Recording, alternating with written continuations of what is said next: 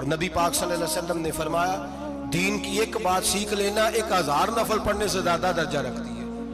دین کی ایک بات سیکھ لینا 1000 جنازے میں شرکت سے زیادہ درجہ رکھتی ہے. دین کی ایک بات سیکھ لینا، میرے نبی پاک صلی اللہ تعالیٰ علیہ وسلم ارشاد فرماتے 1000 مریض کی عیادت کرنے سے زیادہ درجہ رکھتی ہے. فرمایا جس نے رات کے ایک لمحے میں دین کی ایک بات سیکھی، اللہ اسے ساری رات عبادت کرنے سے زیادہ ثواب عطا فرمائے گا. میرے ایسا فرمایا کرتے جب سیکھنے والے کو یہ ثواب ملے گا تو بتائیے سکھانے والے کو کتنا ثواب ملے.